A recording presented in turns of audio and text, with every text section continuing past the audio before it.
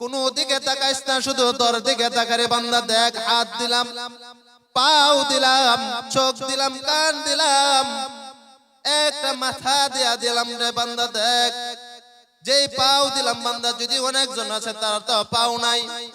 এই বান্দা, তোমাকে যে পাও দিলাম, পাও দিয়া ভালো কাজও করতেছো, খারাপ কাজও করতেছো রে বান্দা। তুমি যে খারাপ কাজ করতেছো তারপরও আমি তোমাকে কি করি নাই? আরে বান্দা, তারপরও তোমার পাওয়ার কি করি না, আমি বন্ধ করে দেই না পাওকে। এ বান্দা, তুমি হাত দিয়া কি করতে খারাপ জিনিস ধরতেছো, তারপরও তোমার হাতকে চালাইতে যে চালা, চল চল। এ বান্দা, অপেক্ষা অপেক্ষা। এ বান্দা, যখন তোমাকে দেখতেছি দুইটা চক্ষু দিয়াম রে বান্দা। চক্ষু দেওয়ার কারণে রে বান্দা, তারপরে বান্দা তুমি আমার ইবাদত করো না, আমি তারপরে অপেক্ষা করি। এ বান্দা, অপেক্ষা করতে দেখি আমার বান্দাকে আমার পথে আসে কিনা। আমি অপেক্ষা করে দেখি আমার বান্দাকে আমার পথে আসে কিনা। আল্লাহ যে বলেন, তোমাকে হাত দিলাম, পাও দিলাম, জবান দিলাম, এই জবান দিয়া কত গুনাহ করতেছ, কত ভাবে কত গুনাহ করতেছ। তারপর ওই জবান আল্লাহ যদি ইচ্ছা করে জবান বন্ধ করে দিতে পারেন। তুমি যে গুনার কাজের মধ্যে আছো, আল্লাহ যদি ইচ্ছা করেন জবান বন্ধ করে দিতে পারেন। আল্লাহ জবান বন্ধ করে নাই। আল্লাহ বলে, আমি অপেক্ষায় আছি। বান্দা যদি পাহাড় পরিমাণ পর্যন্ত যদি গুনাহ করে ফেলে, বান্দা যদি আসমান পরিমাণ পর্যন্ত যদি গুনাহ করে ফেলে, বান্দা যদি একবার চোখের পারে পালাইয়া, যদি চোখের পারে পালাইয়া যদি আমাকে ডাক দেয়া বলে আল্লাহ, আল্লাহ বলেন, একবার যদি বান্দা ডাক দেয়া বলেন আল্লাহ বলে, যখন বান্দা ডাক দিবে, আল্লাহ বলে যখন ডাক দিবে, আল্লাহ যখন বলে ডাক দিবে, আমার অন্তরের মধ্যে মায়া লাগা যায়। মায়া লাগা যাওয়ার কারণে আমি আল্লাহ ওই বান্দার সকল গুনাহ খাতা মাফ করিয়া দেই। আল্লাহকে একবার যদি আল্লাহ বলার কারণে যদি বান্দার গুনাহ খাতা যদি আল্লাহ মাফ করিয়া দেয়, তুমি আমি যদি দুনিয়ার মধ্যে যদি সন্তান যদি অপরাধী করুক, যদি মা বাবা যদি সেই সন্তানকে যদি তাড়ায়া দেয়, রাত যখন গভীর হয়ে যায় সেই সন্তানকে যদি তাড়ায়া দেয়,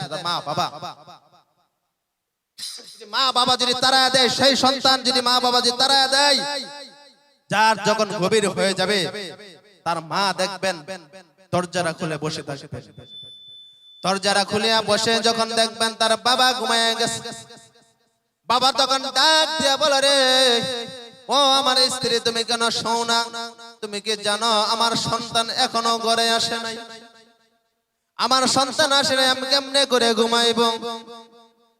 তখন বলে, আমি তো তোমার সন্তানকে তাড়াইছি। তোমার সন্তান অনেক অত্যাচার করেন, যত অত্যাচারই করুক, সন্তান যখন গভীর রাত্রে মধ্যে আসে, মার দুইটা পাওয়ার মধ্যে পড়িয়া বলে, মা যত ভুল করেছি মাফ করে দাও মা, আর ভুল করব না। যখন চোখের পানি ফেলায় যদি কাঁদতে থাকে কোন সন্তান, মা আর দেরি করে নাই, মা ওই সন্তানকে নিয়ে গালের মধ্যে চুমা দেয়। চুমা দেয়া বাবা বলে, আর ভুল করিও না। ওই সন্তানকে যদি এত ভালোবাসতে যদি পারে, যদি একটা এক ভাগ মহাব্বতের কারণে, আমার আল্লাহর কাছে তো 99 ভাগ মহাব্বত রয়ে গেছেন।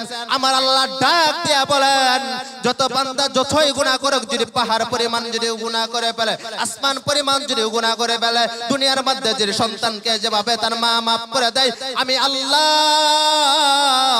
আল্লাহকে আল্লাহ বলার কারণে আমি আল্লাহ ওই বান্দাকে মাফ করিয়া দেই। আল্লাহ যদি মাফ করিয়া দেয়, আর তুমি আমি কেন আল্লাহর ইবাদত করতে পারবো না? কেন আজকে ফজরের জামাতে আসতে পারলাম না? কেন জোহরের নামাজ পড়তে পারলাম না? আফসোস, আফসোস, তুমি যে দুনিয়ার জমিন থেকে যে বিদায় হয়ে যাইবা। আজকে বাবা তুমি ফজরের নামাজ পড়তে পারতো নাই, তুমি কি চিন্তা করছো? তুমি যে বিদায় হয়ে যদি জোহরের আগে বিদায় হয়ে যাবে, এই নামাজ তোমাকে বদদুয়া দিবে। আর তোমার যখন আজানের ধ্বনি তোমার কানে যাইতো, রে বাবা, হাইয়া আলাস সালাহ, হাইয়া আলাল ফালাহ, আল্লাহু আকবার, আল্লাহু আকবার, যখন তোমাকে স্মরণ করতো, ডাক দিত, রে বাবা, আল্লাহ বলেন, এই বান্দা দেখ, দুইটা তোকে আমি কান দিলাম,